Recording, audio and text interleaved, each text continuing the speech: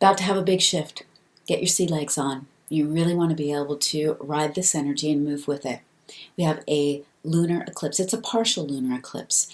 November 2020, 29th, 30th, depending on where you are in the world. And you can feel some overwhelm with this and feel a lot of emotion come up. That emotion really wants you to push through to devotion and what you're devoted to. Also, this is a very creative time, and I want to invite you to really lean into your creativity.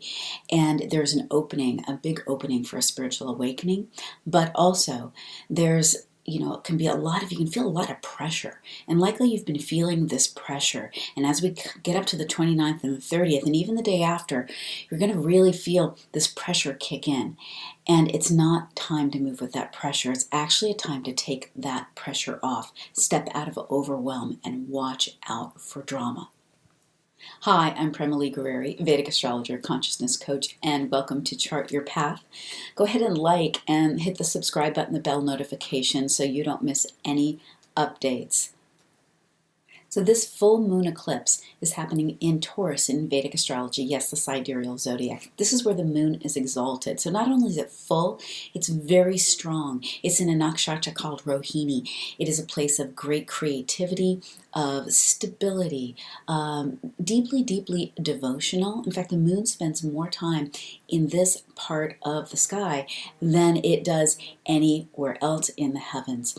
And so this is a very, very creative place, but it also can be in a very attached place as well.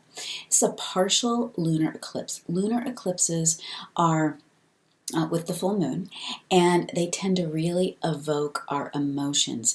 And the energy around a lunar eclipse tends to be immediate, like right around the lunar eclipse, and it can spur events off into the short distance future, maybe a couple of months. Where a solar eclipse, which we'll have on December 14th, and it'll be a total solar eclipse, and I will bring you an update on that, so stay tuned.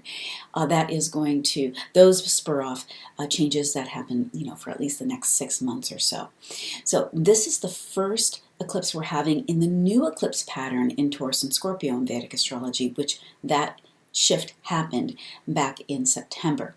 It's a big year, a lot of eclipses, a lot of changes. 2020 has been big for all of us. In fact, I'd like to hear in the comments what 2020, what's been big for you in 2020. I know it's challenged us, it's grown us in many ways. It's a paradigm shifting point of time, and we're all part of that shift. So you're going to be able to see this in the northern hemisphere. Most of the world, actually, you'll be able to see this eclipse, so you can check a map for that.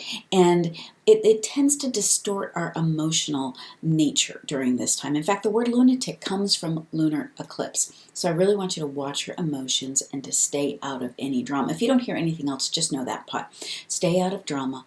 Watch your emotions. You want to use this time to dive in deeper spiritually, and in fact, really block off the 29th, the 30th, and then the 1st of December.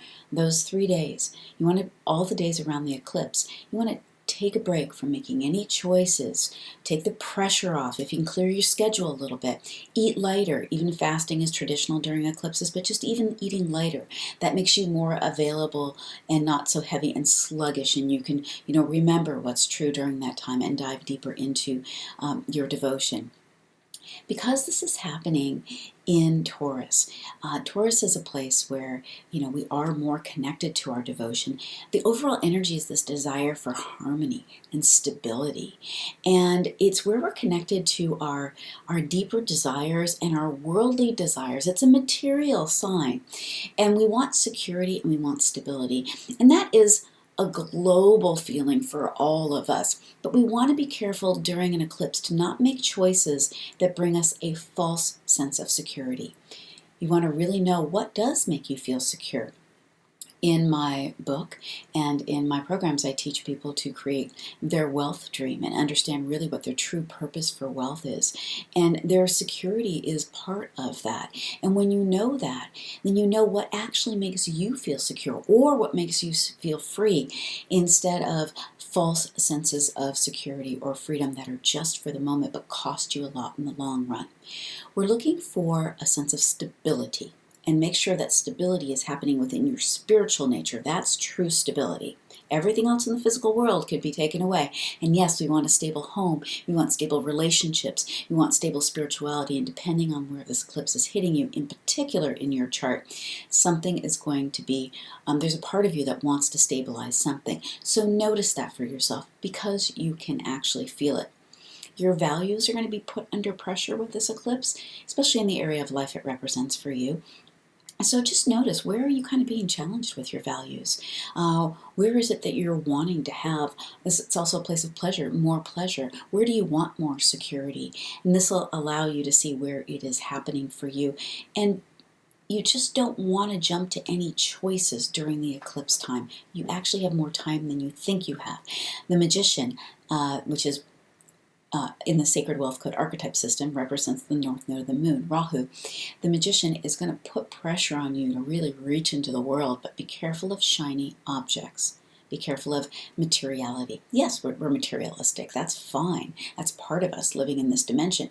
But if you have an urgency around materiality during the eclipse, it is likely the pressure of the eclipse that's not real. Wait till the storm passes. Make your choices after that. This will bring up your attachments, and you'll notice, wow, if you're having drama and emotions in reaction to something, notice what you're attached to. Be willing to let go of the attachment. So, Prema, how do you do that? I teach a lot of clearing processes for that. But first of all, noticing, awareness precedes change. So notice, what are you attached to? Why are you attached to it? What do you think it's going to do for you? And what are you afraid of if you become unattached to it? What are you afraid will happen? Awareness precedes change, and a lot of times just knowing that, just becoming aware, will allow you to see it in a different light and make another choice. You can also always call the divine in and ask for the divine to help you. You could always book a clearing session with me. The link is down below. Do a lot of belief clearing to clean you out and get you shifted. So there is a deep opening for a spiritual awakening here, because the energy of the full moon is like, it's this current of energy. It's a wave of energy with the eclipse, and it has a peak, and that's why I say wait till after the eclipse to make choices. So you want to use that wave, though, as like a big opening. It is a big blast of energy, but what it's here for is transformation. These eclipses will agitate areas of life, asking you to let go of things, to embrace new things, to make space. It's about transformation. And you're feeling this. Things might be breaking down in some way or not moving as fast as you want them to move. And that can be frustrating, but you have to understand that something's transforming, and there is a divine timing to that, and you want to pay attention to that, because if you just push it along, it may go in a different direction than you want it to, and you may find out it's not even really the path you're supposed to take at this period of time. So that pressure that you might be feeling, notice where you're feeling it and around what. Is it around your relationships? Is it around your career? Is it around your wealth? Is it around your health in some way? What is it around? This is putting pressure on that to grow. Let your ego relax so it can unattach. Be careful of judging. In fact, Mercury is aspecting this eclipse, so it's involved in it. Judgment's not going to be really good. And also communication could be wonky, so I want you to watch out for that.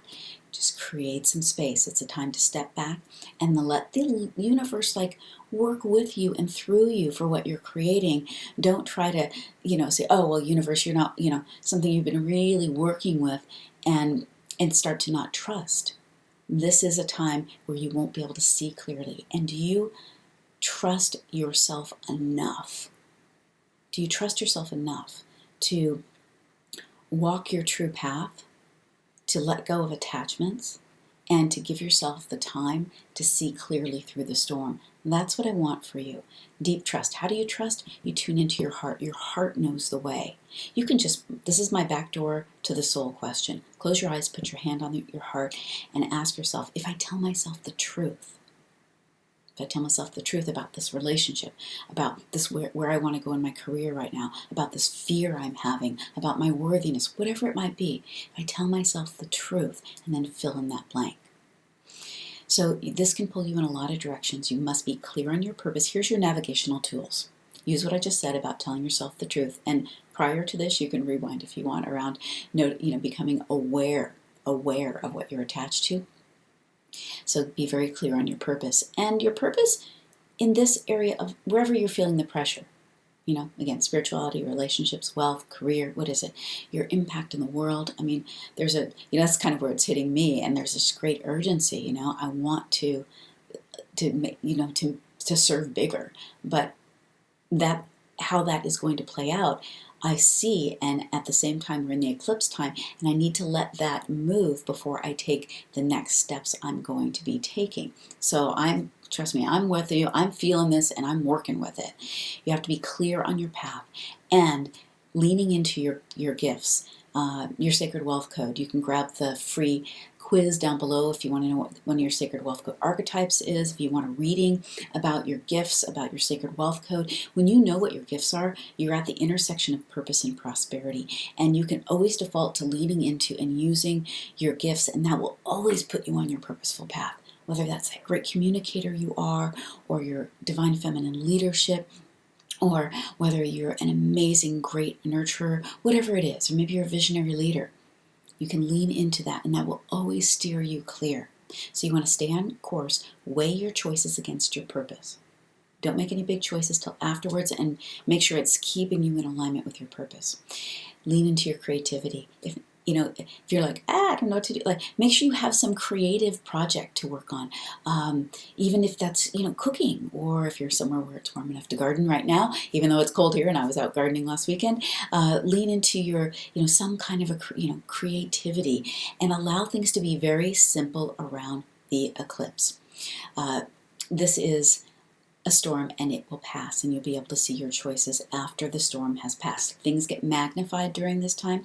Take the pressure off. Whatever you can take off your schedule, do. Simplify life over this period of time so you can be available for the spiritual awakening and go deep into spiritual practice and meditation time, as opposed to running around and trying to figure something out or having too much to do. You just won't have the bandwidth for it. So take really good care during this time. I'd love to hear in the comments what you're feeling pressured about, what area of your life you feel like is really up for transformation for you, and how you're going to use your creativity and lean into your creativity. Share any of that with me down below. I'd really love to hear from you. So share this, like this, subscribe and hit the bell notification so you don't miss any of my updates, and stay tuned because I'll be bringing you the December transits. I'll also be bringing you the solar eclipse update that's happening on the 14th. All right, so much love.